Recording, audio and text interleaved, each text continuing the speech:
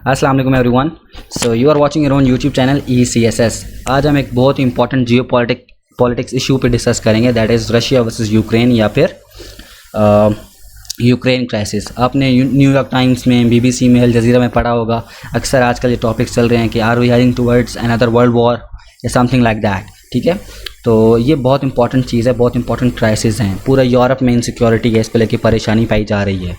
ये जो बाइडन साहिब हैं, ठीक है, ये मीडिया टॉक कर रहे थे, उसमें उन्होंने बोला था रशिया को कि अगर रशिया ने यूक्रेन को इन्वेड करने की कोशिश की तो रशिया के लिए सीवियर कॉन्सिक्वेंसेस होंगे।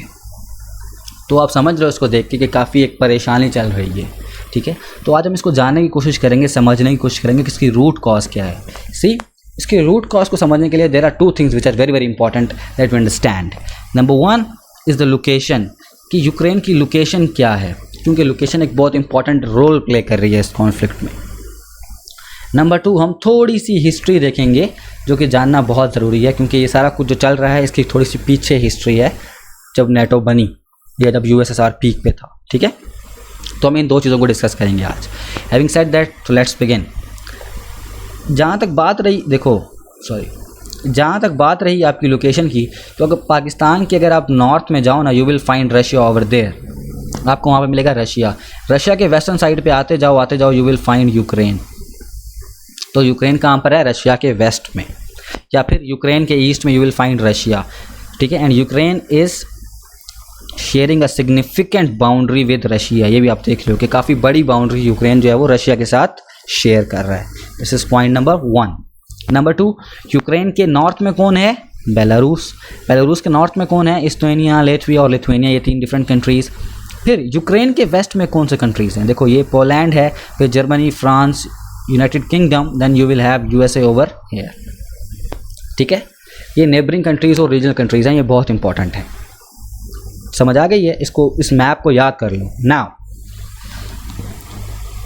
अब हम बात करते हैं USSR की। देखो, ये पूरा का पूरा जो है ना, ये मैप ये USSR का है। USSR क्या था? It was basically a union. इसको कहते क्या हैं? It's a union of Soviet socialist republics. ये सोशलिस्ट रिपब्लिक्स हैं, उनकी यूनियन थी।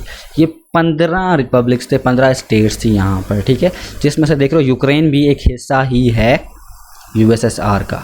सो यूक्रेन एक इंडिपेंडेंट कंट्री नहीं है। अभी मैं बता रहा हूँ, इस टाइम पे जब USSR पीक पे है अपने, यूक्रेन एक इंडिपेंडेंट कंट्री नहीं है, rather it is a part of USSR। ठीक है, अब होता क्या है, 1991 में USSR टूट जाता है। जब टूट जाता है ना, तो ये सारे कंट्रीज़, ये रशियन फेडरेशन बन जाता है, ये सेंट्रल एशियन रिपब्लिक्स नए कंट्रीज़ बन जाते हैं, Kazakhstan, Turkmenistan, Kazakhstan, so on and so forth. ठीक है, इसी तरह से यूक्रेन भी एक इंडिपेंडेंट कंट्री बन जाती है। यहाँ तक समझ आ गई बात। सो USSR का हिस्सा था यूक्रेन, लेकिन 1991 में जब USSR डिसइंटीग्रेट हो गया तो यूक्रेन एक इंडिपेंडेंट कंट्री बन गया। Point number one. ठीक है, पॉइंट नंबर टू, देखो 1945 में आपके पास वर्ल्ड वॉर 2 जो थी वो ख़त्म हो गई। तो दुनिया में 2 सुपर पावर्स इमर्ज हुए। दुनिया में 2 सुपर पावर्स इमर्ज हुए। एक था USA, दूसरा था USSR। जो USA था वो कैपिटलिज्म की आइडियोलॉजी को फॉलो करता था, जो USSR था वो कम्युनिज्म की आइडियोलॉजी को फॉलो करता था। अब अगर आपको इन चीज़ों के बारे में नहीं पता तो मैं थोड़ा सा पॉइंट्स बता देता हूँ आपको कि USA चाहता था कि दुनिया में जो है ना वो एक डेमोक्रेटिक सिस्टम आए। ठीक है, दुनिया में जो इकोनॉमी हो ना वो फ्री मार्केट की बेस पे हो। ठीक है, कोई कंट्रोल्ड सिस्टम ना हो। USSR चाहता था कि नहीं, दुनिया में जो पॉलिटिकल सिस्टम है ना वो थोड़ा सा पॉलिटिकल टोटलिज्म सिस्टम हो। ठीक है, और दूसरा फ्री मार्केट इकोनॉमी ना हो, सेंट्रलाइज्ड इकोनॉमी हो। तो इनके डिफरेंट पॉइंट ऑफ व्यू थे, डिफरेंट आइडियोलॉजीज़ थी। देखो, जब डिफरेंट आइडियोलॉजीज़ होंगी तो डेफिनेटली फिर कॉन्फ्लिक्ट होगा। ठीक है, लेकिन अब मसला कॉन्फ्लिक्ट का क्या था कि देखो, दोनों न्यूक्लियर पावर्स थे, दोनों के पास सिग्निफिकेंट नंबर में न्यूक्लियर वेपन्स मौजूद थे। जब इतने बड़े न्यूक्लियर वेपन्स मौजूद होंगे तो डायरेक्ट वॉर तो हो नहीं सकती। सेकेंडली, इनका गोल क्या था? इनका गोल ये था कि हम दुनिया में अपने जो आइडियोलॉजीज़ हैं, कम्युनिज्म है या जो कैपिटलिज्म है, हम इसको प्रमोट करें। ठीक है, तो क्या किया इन्होंने, कोई भी कंट्री है, लेट्स सपोज कंट्री है ये XY। ठीक है, इस कंट्री में एक कैपिटलिस्ट ब्लॉक है या एक कैपिटलिस्ट लोग को फॉलो कर रहे हैं आइडियोलॉजी को, और उसी कंट्री में कुछ लोग हैं जो कम्युनिज्म को फॉलो कर रहे हैं। तो USSR ने क्या किया, USSR ने इसको डिफेंस इक्विपमेंट, एड, ट्रेनिंग वगैरह प्रोवाइड करना शुरू कर दी। लाइकवाइज USA ने इस ब्लॉक को प्रोवाइड करना शुरू कर दिया। सो देखो ये दो कंट्रीज़ आपस में नहीं लड़ रहे हैं, ठीक है, क्योंकि न्यूक्लियर वेपन्स इनके पास हैं, डेटरेंस फैक्टर आ जाता है, so on and so forth. So इन्होंने प्रॉक्सीज के थ्रू लड़ना शुरू कर दिया ताकि इनकी आइडियोलॉजी कामयाब हो और दुनिया में इनकी आइडियोलॉजी जो है वो छा जाए या प्रोमोट हो जाए। सही हो गया। सो इस तरह से ये कोल्ड वॉर, इसको आप कोल्ड वॉर भी बोलते हो कि डायरेक्ट फाइट नहीं करते, रेदर यू यूज़ प्रॉक्सीज, अब उनके थ्रू वॉर करते हो। सो इस इरा को बोलते हो आप कोल्ड वॉर। सो इस तरह से यूएसएसआर जो था वो कम्युनिज्म को प्रमोट कर रहा था, यूएसए था वो प्रमोट कर रहा था उन लोगों को जो कैपिटलिज्म को फॉलो कर रहे थे। ये पूरी दुनिया में हो रहा था, ठीक है। अब इसमें इंपॉर्टेंट पॉइंट क्या है, देखो जैसे कम्युनिज्म आई ना तो ये काफ़ी अट्रैक्टिव फिलॉसफी लगी लोगों को, तो बहुत से कंट्रीज़ इनिशियली कम्युनिस्ट हो गए। उसमें कुछ यूरोपियन कंट्रीज़ भी थे, जैसे पोलैंड है, उधर भी कम्युनिज्म आ गई। अब मैं आपको दिखा देता हूँ कि पोलैंड है किधर। यार देखो इस मैप में ये रहा, आपको मिल जाएगा ये पोलैंड, ठीक है। तो ये कम्युनिस्ट कंट्री हो गया था। उसके बाद ये देख लो जर्मनी, ये है जर्मनी। अब उस टाइम पे क्या था, देखो उस टाइम पे जर्मनी डिवाइड हुआ था ईस्ट जर्मनी में और वेस्ट जर्मनी में, ठीक है। तो ईस्ट जर्मनी में क्या, वहाँ पर भी कम्युनिज्म आ गई। अब वेस्ट जर्मनी में क्या था, यहाँ पे थी तो कैपिटलिज्म, लेकिन यहाँ पर जो इन्फ्लुएंस था वो यूएसए का था, यूके का था, फ्रांस का था, इन कंट्रीज़ का था। तो इनको डर ये था कि अगर ईस्ट जर्मनी के बाद अगर कैपिटलिज्म आ गई ना वेस्ट जर्मनी में, तो फिर ऑटोमेटिकली ये सारे के सारे कंट्रीज़ में भी कम्युनिज्म के लोग ऊपर उठेंगे, रेवोल्यूशन आएगा, हमारी सिस्टम को ख़तरा है। तो इनके दिलों में या इनके अंदर इनसिक्योरिटी पैदा हो गई, ठीक है, क्योंकि जो ये कंट्रीज़ थे ये कम्युनिस्ट होना शुरू हो गए थे, ठीक है।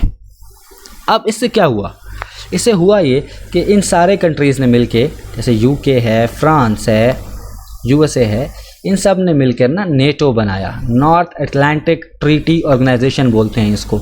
ये कब बना, इट वॉज फॉर्म्ड ऑन 4 अप्रैल 1949, 4 अप्रैल 1949 को आपके पास नेटो बन गया, जिसका प्राइमरीली ऑब्जेक्टिव या गोल एक ही था कि हमने कंटेन करना है जो यूएसएसआर का इन्फ्लुएंस बढ़ रहा है हमारे रीजन में स्पेशली और दुनिया में, उसको हमने कंटेन करना है, रोकना है, ठीक हो गया। सो ये डिफेंस पैक्ट बन गया अगेंस्ट यूएसएसआर, सही हो गया। अब इसका आर्टिकल 5 बहुत इंपॉर्टेंट है, मैं चाहता हूँ कि आप लोग वो पढ़ो। तो यहाँ पे इसको रोक के ना पॉज करके ये पढ़ लेना, ये मैंने नेट से ही कॉपी किया है तो देख सकते हो इसको। अब आर्टिकल 5 कहता क्या है, article 5 is about the collective defence. Article 5 is about the collective defence. देखो लेट्स सपोज ये कंट्रीज़ हैं ए और बी, ये बी कंट्री है, it is a member of NATO, ये नेटो का मेंबर है। अब आर्टिकल 5 ये कहता है कि अगर कोई भी कंट्री है, लेट्स सपोज ए कंट्री है, ये एग्रेशन शो कर रहा है बी पे, इन्वेड करना चाह रहा है इस पे, अटैक कर रहा है या बी पे कुछ भी कर रहा है ना, तो जितने भी नेटो की कंट्रीज़ हैं ये सारे के सारे मिलके इसको कलेक्टिवली डिफेंड करेंगे। So article 5 is about the collective defence, ठीक हो गया। ये नेटो का आर्टिकल 5 है जो बहुत इंपॉर्टेंट है। सो मैं आपको बता रहा था कि नेटो बन गया क्यों, इसलिए ताकि हम यूएसएसआर की जो इन्फ्लुएंस है उसको रोक सकें, ठीक हो गया। अब उसके बाद क्या हुआ, जब ये नेटो बन गया तो उसके बाद फिर यूएसएसआर ने क्या किया, जो कम्युनिस्ट कंट्रीज़ थे उनके साथ मिलाकर वार्सा पैक्ट बना दिया। वो भी सेम एक पैक्ट था जो कलेक्टिव डिफेंस की बात करता था अगेंस्ट नेटोज एग्रेशन, ठीक हो गया। सो ऐसे हो गया। अब उसके बाद क्या हुआ, फिर ये कोल्ड वॉर चलती रही डिफरेंट कंट्रीज़ में। यूएसए ने डिफरेंट ग्रुप को सपोर्ट किया, यूएसएसआर ने डिफरेंट ग्रुप से सपोर्ट किया, लेकिन जो यूएसएसआर की इकॉनमी थी वो कम्पीट नहीं कर पाई यूएस की इकॉनमी से, और इवेंचुअली अफगान वॉर के बाद यूएसएसआर की इकॉनमी काफ़ी ख़राब हो गई थी, और 1990 में आपके पास यूएसएसआर जो था वो डिसइंटीग्रेट हो गया, टूट गया 15 डिफरेंट कंट्रीज़ में, जिसमें डिफरेंट कंट्रीज़ बने। सबसे बड़ा और स्ट्रॉन्ग कंट्री बना रशिया, फिर आपके पास बना यूक्रेन, फिर बना आपके पास डिफरेंट जो सेंट्रल एशियन रिपब्लिक्स हैं, Kazakhstan, Turkmenistan, Uzbekistan, etcetera etcetera. यहाँ तक बात समझ आ गई। अब सबसे बड़ा कंट्री जब बन गया ना रशिया, तो रशियंस के दिलों में, although it stayed quiet for a while, कुछ देर के लिए रशिया ने दुनिया के मसलों में इंटरवीन नहीं किया, लेकिन आहिस्ता आहिस्ता ये उभरना शुरू हो गया, इमर्ज होना शुरू हो गया कि रशिया जो है, जो रशियन फेडरेशन है, जो रशियन कंट्री है, वो वापस अपनी डोमिनेंस करना चाह रहा है वर्ल्ड अफेयर्स में, दुनिया में, यूरोप में, ठीक है। रशिया ने इंटरवीन करना शुरू कर दिया दुनिया के मसलों में दोबारा से, क्योंकि एक स्ट्रॉन्ग कंट्री था, उभरा था। यूएसएसआर जब टूटा तो सबसे स्ट्रॉन्ग कंट्री था रशिया। तो रशिया को सिक्योरिटी थ्रेट किससे हुआ, फिर नेटो से। नेटो से रशिया को थ्रेट था। पहले नेटो को थ्रेट था यूएसएसआर से, लेकिन अब रशिया को इनसिक्योरिटी है नेटो से, ठीक है। तो समझ रहे हो ना। अब उसके बाद क्या हुआ, 1990 में रशिया तो बन गया, ये कंट्रीज तो बन गया, रशिया बन गया, यूक्रेन बन गया। अब एक और चीज़ है, देखो यूक्रेन ने कहा कि भाई हम जो है ना एक सेपरेट कंट्री हैं, हमारी आइडेंटिटी डिफरेंट है, we are not Russians.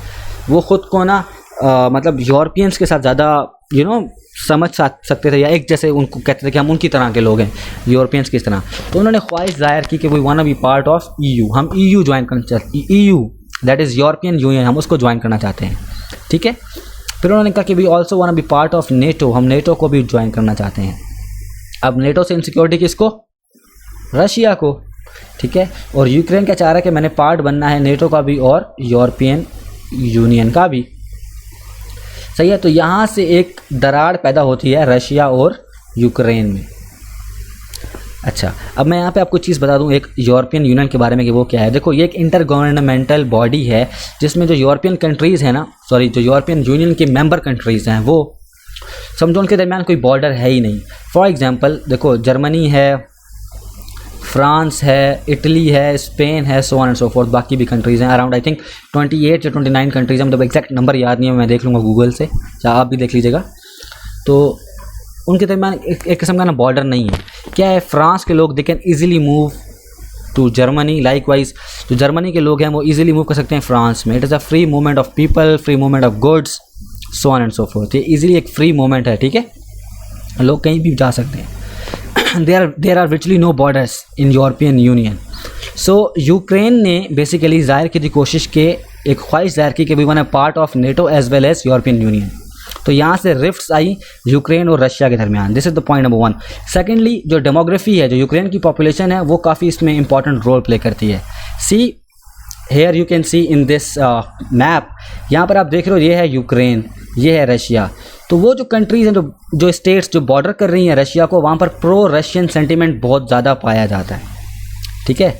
Pro Russian sentiment यहाँ पर बहुत ही ज़्यादा पाया जाता है। However if you move towards the western side of Ukraine you will find out कि यहाँ पर प्रो यूरोपियन सेंटीमेंट बहुत ज़्यादा है, यहाँ के लोग यूरोप को प्रेफर करते हैं, सही है। तो ये जो उनकी पॉपुलेशन है इट इज़ डिवाइडेड, और एक significant number around 25% of the population जो है वो प्रो रशियन है। आई होप आपको ये डेमोग्राफी का कॉन्सेप्ट समझ आ गया होगा। हैविंग सेड दैट, अच्छा अब दूसरा चीज़ क्या है कि प्रो रशियंस वो क्यों कहते हैं, वो इसलिए कहते हैं, वो कहते हैं कि यार हमारे जो एथनिसिटी है ना वो सेम है, we both are Slavic, number 1। Number 2 हम कल्चरली भी सेम रहे हैं, और नंबर 3 क्या है कि we have been part of USSR, और हम रशियन एम्पायर के भी बहुत बड़े हिस्सा रहे हैं, हमारी हिस्ट्री रही है। So they have this sympathy factor for Russia, ठीक हो गया। अब उसके बाद ये है व्लादिमीर पुतिन साहब, इन्होंने अपना एक आर्टिकल लिखा था, क्रेमलिन की वेबसाइट पे ये शो हुआ था, ठीक है। तो उसमें उन्होंने क्या कहा था, उन्होंने कहा था कि जो USSR टूटा है ना वो एक बहुत बड़ी ह्यूमैनिटेरियन ट्रेजिडी थी, जिसमें तकरीबन 25 मिलियन जो लोग थे, जो रशियन लोग थे, वो डिफरेंट कंट्रीज़ में डिवाइड हो गए थे। सो वो हमेशा से चाहते थे कि जो USSR की एम्पायर थी वो वापस आ जाए, जो USSR कंट्री था वो वापस बन जाए। ये सारे के सारे 15 कंट्रीज़ जो हैं ये समहाउ इस USSR के साथ आ जाएं या रशिया के साथ आ जाएं और एक USSR बन जाए, ठीक है। सो ये पुतिन साहब की एक आइडियोलॉजी थी। नाउ हैविंग सेड दैट, जब पॉपुलेशन डिवाइडेड है तो ऑटोमेटिकली जो पॉलिटिशियंस होंगे वो भी डिवाइडेड होंगे। तो ये यूक्रेन की पॉलिटिशियन है, विक्टर कुछ भी नाम है इनका, ये देख लीजिएगा आप, उसका नाम मुझे प्रोनाउंस करना नहीं आ रहा। सो ये भी प्रो रशियन है, ठीक है। आजकल ये हाउस अरेस्ट पे हैं because of his views, and उनको अक्यूज़ किया जाता है कि ये उन लोगों को सपोर्ट कर रहे हैं जो यूक्रेन के अगेंस्ट फाइट कर रहे हैं, ठीक है। अच्छा, ये जो इंसर्जेंट्स हैं, सेपरेटिस्ट ग्रुप हैं, ये इन ही जगहों पर हैं जो रशिया के बॉर्डर कर रहे हैं। अब ये जो ग्रुप्स हैं इनको कहा जाता है according to NATO and US कि इन ग्रुप को सपोर्ट कौन कर रहा है, रशिया, ठीक है। आर्म्स एंड एम्यूनेशंस जो हैं वो रशिया प्रोवाइड कर रहा है, उसके अलावा एड वगैरह भी इनको रशिया ही दे रहा है। और इस पॉलिटिशियन पे इल्ज़ाम ये है कि ही इज़ सपोर्टिंग देम, इनको सपोर्ट कर रहा है, ठीक है। नाउ अगर मैं आपको एक सर्वे की बात बताऊँ, ये 2017 में कंडक्ट हुआ था। अकॉर्डिंग टू दैट सर्वे, जो यूक्रेन की पॉपुलेशन है around 53% of this population want be part of European union, ठीक है। तकरीबन 53% जो पॉपुलेशन है वो यूरोपियन यूनियन का हिस्सा बनना चाहती है, एंड अराउंड 46% जो है वो नेटो को ज्वाइन करना चाहती है। तो ये यूक्रेन की पॉपुलेशन डेमोग्राफी, आई होप आपको समझ आ गई होगी कि एक सिग्निफिकेंट नंबर जो है दैट इज़ प्रो रशियन, और बाकी पॉपुलेशन जो है वो यूरोपियन यूनियन का हिस्सा बनना चाह रही है। तो डिवीजन पॉपुलेशन में भी बहुत ज़्यादा है। अब एक जो बहुत इंपॉर्टेंट चीज़ यहाँ पर हुई थी, दैट वाज जो टर्निंग पॉइंट था, इट हैपेंड इन 1 मई 2004। उस दिन क्या हुआ कि यूरोपियन यूनियन की इन्लार्जमेंट हुई, उसमें डिफरेंट कंट्रीज़ ऐड हुए। कौन से? सिप्रस, चेक रिपब्लिक आ गया, Estonia, Hungary, Latvia, Lithuania, Malta, so on and so fourth. अब इसमें इंपॉर्टेंट बात क्या है, इसमें से मेजर कंट्रीज़ कौन से थे? जो फॉर्मर कम्युनिस्ट कंट्रीज़ थे, जो पहले यूएसएसआर के साथ थे, वो सारे के सारे अब यूरोपियन यूनियन का हिस्सा बन गए थे। ठीक है, तो ये एक बहुत बड़ा टर्निंग पॉइंट था। इसमें ये 3 कंट्रीज़ भी, Estonia, Latvia, Lithuania, we call them collectively, इनको बोला जाता है बाल्टिक स्टेट्स। ये 3 भी बन गए ईयू का मेंबर। अब इसमें एक इंपॉर्टेंट चीज़ क्या है, देखो अब ये तीनों कंट्रीज़ है ना, ये यहाँ पर इनके इस साइड पे देखो आप, ईस्टर्न साइड पे you will find Russia over here. अब रशिया का क्या है, रशिया को मैंने आपको बताया कि इसको इनसिक्योरिटी है नेटो से, ठीक है, और ये तीनों कंट्रीज़ मेंबर हैं नेटो का भी, ठीक है।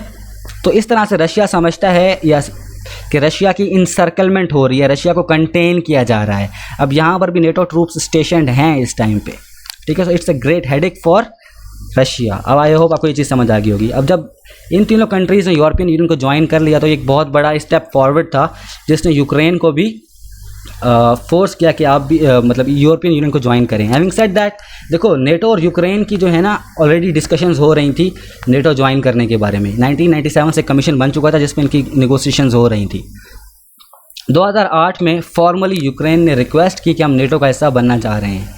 उस पर नेटो का रिस्पॉन्स भी यही आया था कि ठीक है भाई, हम आपको एक मेंबरशिप प्लान ऑफ एक्शन दे रहे हैं, आप उसको फॉलो करो, ठीक है, तो आपको हम नेटो का मेंबर बना देंगे। And now this was a major breakthrough with respect to that कि रशिया की जो इनसिक्योरिटी थी वो काफ़ी स्काई हाई हो चुकी थी इस टाइम पे। अब 2017 में फिर यूक्रेन ने इसी मेंबरशिप एक्शन प्लान के तहत एक पार्लियामेंट में बिल पास किया। अकॉर्डिंग टू दैट उन्होंने नेटो की मेंबरशिप को अपना एक स्ट्रेटजिक टारगेट बना दिया। इट मीन्स कि वो चाह रहे थे कि हम नेटो का हिस्सा बनेंगे तो ही जो हमारी डिफेंस रिक्वायरमेंट्स हैं जो वो सेफ़ हो सकती हैं, हम उनको बचा सकते हैं, जो हमारा कंट्री है उसको सर्वाइव तभी कर सकता है, बिकॉज जो रशिया है वो काफ़ी एग्रेसिव होता जा रहा है, ठीक है।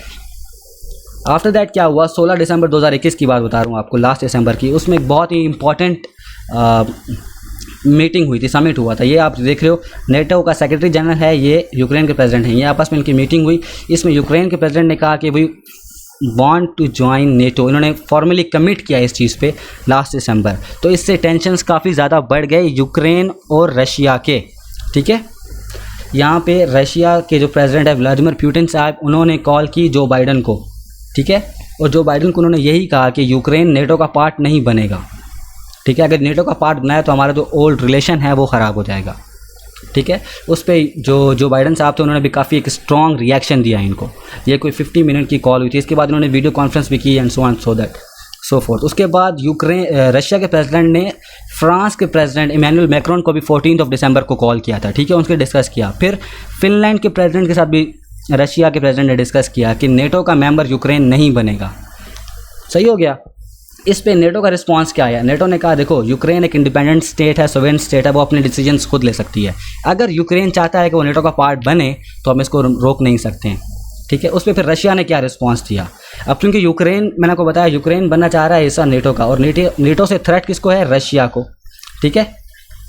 सो रशिया ने क्या रिस्पॉन्स किया, रशिया ने तकरीबन, मैं आपको दिखाना चाहता हूँ, ये मैप में आइएगा वापस, ये देख रहे हो, मैंने आपको बताया था यहाँ पर प्रो रशियन एलिमेंट बहुत ज़्यादा है और यहाँ पर इंसर्जेंट ग्रुप्स बहुत ज़्यादा हैं। रशिया ने इनको वेपन्स वगैरह प्रोवाइड करना शुरू कर दिए, तो इंसर्जेंसी यहाँ पर बढ़ गई काफ़ी ज़्यादा। देखो तकरीबन 2014 से यहाँ पर 11,000 लोग मारे गए हैं और तकरीबन 25,000 लोग इंजर्ड हुए हैं। तो ये इंसर्जेंसी में रशिया सपोर्ट कर रहा है इंसर्जेंट्स को, ठीक है। फिर क्या हुआ, रशिया ने जब कोई पॉजिटिव रिस्पांस नहीं मिला ना यूएस से, ना फ्रांस से, ना बाकी नेटो मेंबर से, तो रशिया ने तकरीबन 1 लाख ट्रूप्स को मोबिलाइज़ कर दिया, यूक्रेन के बॉर्डर पे भेज दिया, ठीक है, तकरीबन। और उनके साथ different tanks and so on and so fourth, जो बाकी डिफेंस इक्विपमेंट चीज़ें होती हैं वो सारी साथ यूक्रेन के बॉर्डर पे स्टेशन कर दिया।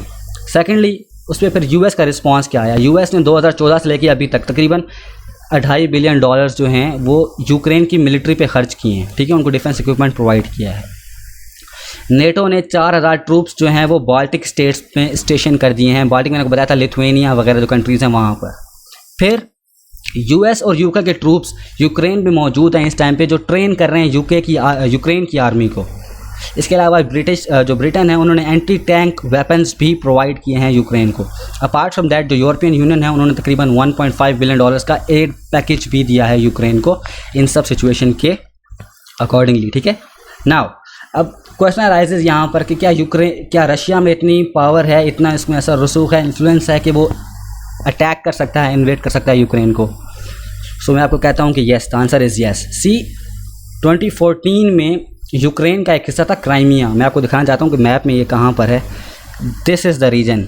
ये ऑल्दो ये यूक्रेन का हिस्सा है और यूनाइटेड नेशंस आज भी इसको यूक्रेन का हिस्सा ही मानती है, लेकिन 2014 में रशिया ने इसको एनेक्स कर लिया था यूक्रेन से। आजकल ये रशियन कब्ज़े में है, ठीक है, रशियन एनेक्सेशन में है क्राइमिया का ये एरिया। तो ये ऑलरेडी कर चुका है पास्ट में 2014 में, क्योंकि जो पावर इम्बैलेंस है वो बहुत ज़्यादा है।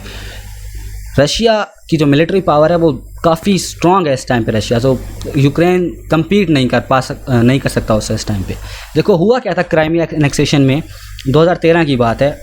उस टाइम पे ये थे प्रेसिडेंट यूक्रेन के विक्टर साहब, ठीक है। He was about to sign a political deal with European Union. वो यूरोपियन यूनियन के साथ डील साइन करने लगे थे, लेकिन हुआ क्या, अचानक से उन्होंने डील सेल कर दिया रशिया के साथ। क्यों? जो व्लादिमीर पुतिन साहिब थे उन्होंने उनको तकरीबन $15 बिलियन की लोन देने का बोल दिया। उन्होंने बोला कि हम आपको जो है ना चीप प्राइस पे हाइड्रोकार्बन्स भी देंगे। हाउएवर अगर आप यूरोपियन यूनियन के साथ ट्रेड करते हो, ठीक है, तो हम आपके खिलाफ स्ट्रॉन्ग एक्शन लेंगे। उन्होंने एक्शन में क्या किया, उन्होंने पहले तो टैरिफ लगा दिए। जो भी यूक्रेन की इंपोर्ट्स रशिया जा रही थी उन सब पे उन्होंने टैरिफ लगा दिए, बहुत ज़्यादा टैक्स लगा दिए कि यूक्रेन की जो इकॉनमी थी काफ़ी उससे उस पर अफेक्ट हुआ। खैर इन सब की वजह से उस टाइम पे जो प्रेसिडेंट थे यूक्रेन के, उन्होंने रशिया के साथ एग्रीमेंट साइन कर लिया लोन का, ठीक है, चीप प्राइसेस का। और उन्होंने ईयू के साथ जो एसोसिएट नेगोशिएशन एग्रीमेंट साइन होना था उन्होंने वो नहीं किया। जब ये नहीं किया तो जो लोग थे वहाँ पर वो काफ़ी गुस्सा हो गए कि आप कैसे रशिया के आगे झुक सकते हो, ठीक है। बहुत बड़े प्रोटेस्ट हुए और इवेंचुअली इस साहिब को गवर्नमेंट से निकाल दिया गया बाहर, ठीक है। ही वॉज डिपोज्ड और नई गवर्नमेंट बनी, जो न्यू प्रेसिडेंट बने वो थे ये पेट्रो पोरोशेंको, सही है, नए गवर्नमेंट आ गई है। इन्होंने क्या किया, इन्होंने वो एसोसिएशन एग्रीमेंट ईयू के साथ साइन कर लिया। जब रशिया ने देखा कि इनका इन्फ्लुएंस कम हो रहा है और इन्होंने ये एग्रीमेंट भी यूरोपियन यूनियन के साथ साइन कर लिया है, तो इन्होंने क्या किया, रशिया ने कुछ वीक्स पहले ही इंकर्जन कर दी, ठीक है, और क्राइमिया को एनेक्स कर लिया। कुछ वीक्स पहले, इस एग्रीमेंट से कुछ वीक्स पहले ही उन्होंने फोर्सेस भेज के क्राइमिया को एनेक्स कर लिया, ठीक है। यूक्रेन ने बोला कि भाई this is the violation of international law, आप किसी भी कंट्री में ऐसे इंटरवीन नहीं कर सकते हो, ठीक है, एग्रेशन नहीं शो कर सकते हो। लेकिन रशिया ने कहा कि नहीं, हमने तो वो किया है जो वहाँ के लोग चाह रहे थे। अब द प्रॉब्लम हेयर इज़ कि जो क्राइमिया के लोग हैं वहाँ वो प्रो रशियन है, इवन कि वो लैंग्वेज भी रशियन ही बोलते हैं। जो क्राइमिया के लोग हैं वहाँ पे प्रो रशियन सेंटिमेंट बहुत ज़्यादा है और वो रशियन लैंग्वेज ही बोलते हैं। तो रशिया ने वहाँ पे फोर्सेस भेज के कंट्रोल कर लिया। उसके बाद वहाँ पे कराया रेफरेंडम। जब रेफरेंडम कराया तो around 96% of the population was in favour of Russia, कि हम रशिया के साथ रहना चाहते हैं। और जो रिजल्ट्स वहाँ पर शाया हुए उनके मुताबिक 83% वोटर टर्न अराउंड था, कि तकरीबन 83% लोगों ने वोट किया है और उसमें से 97% लोग जो हैं वो इस फेवर में हैं कि हम जो हैं वो रशिया के साथ जाएं या रशिया के साथ रहें। ऑल्दो ज़ाहिर बात है वहाँ पे कोई इंडिपेंडेंट लोग नहीं आए थे उसको वेरीफाई करने के लिए, लेकिन ये चीज़ आ गई। खैर कुछ सालों बाद यूक्रेन ने ये बात की कि जो ऑफिशियल वेबसाइट है रशिया की, वहाँ पर कुछ रिज़ल्ट्स डिक्लेयर हुए हैं जिसमें कहा गया कि तकरीबन कोई 40% टर्न अराउंड था और अराउंड 20% लोगों ने वोट किया है in favour of Russia, something like that, ठीक है। तो इस तरह से रशिया जो है वो ऑलरेडी क्राइमिया को एनेक्स कर चुका है। सो ये सब कुछ बताने का मकसद ये था, देखो कि यार ये एक बहुत ही ना मसला चल रहा है इस चीज़ का कि इनसिक्योरिटी दोनों तरफ से बहुत ज़्यादा है। एक तरफ आपके पास है रशिया, एक तरफ है यूक्रेन।